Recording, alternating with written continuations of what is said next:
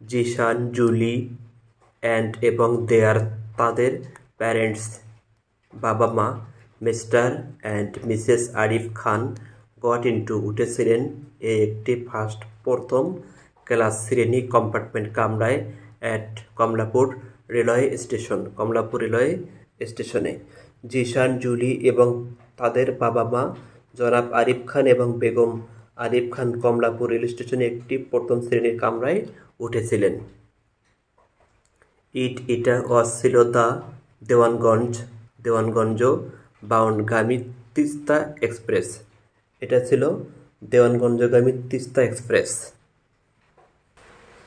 জিশান দেখল দ্যাট যে the departure প্রস্থানের টাইম সময় অন ওপরে দ্য বিগ বড় টাইম সময় টেবিলে স্টেশনে অজ ছিল 7:30 AM 7:30।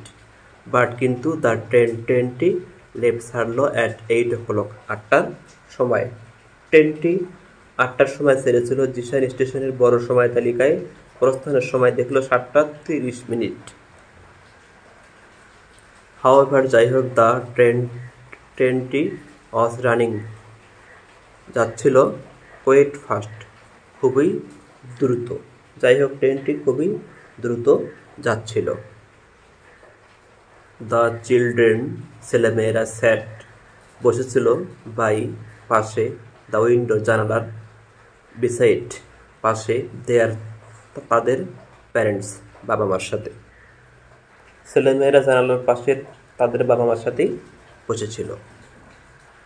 দ্য কম্পার্টমেন্ট কামরাটি ছিল হাফ অর্ধেক এমটি খালি। ট্রেনের কামরাটি অর্ধেক খালি ছিল। ইয়েস্টারডে গতকাল জুলি হ্যাড ডাউনলোড করেছিল একটি বিউটিফুল সুন্দর পোয়েম কবিতা অন এ ট্রেন একটি ট্রেন জার্নি ভ্রমণ বাই রবার্ট লুইস স্টিভেনসনের লেখা অ্যান্ড এবং প্রিন্ট করল আউট একটি কপি অব দ্য পোয়েম কবিতাটির।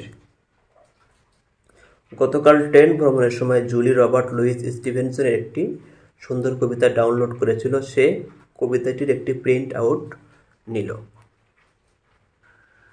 সে নিল a print out of the poem কবিতাটির। সে কবিতাটির একটি প্রিন্ট আউট নিল।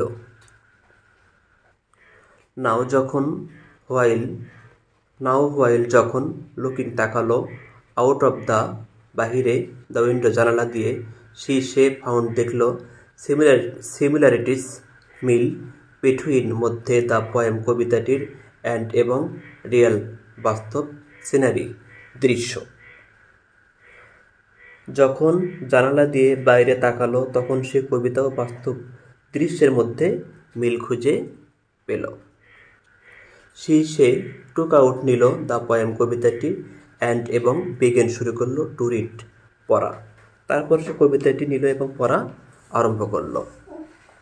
Jisan, Julie and their friends Mr and Mrs Arif Khan got into a first class compartment at Kamalapur railway station. It was the Devanganj bound Tista Express. Jishan saw that the departure time on the big time table station was 7:30 AM, but the train left at 8 o'clock. However, the train was running quite fast. The children sat by the window beside their parents. The compartment was half empty. Yesterday, Julie had downloaded a beautiful poem on a train journey by Robert Louis Stevenson and printed out a copy of the poem. She took a printout of the poem.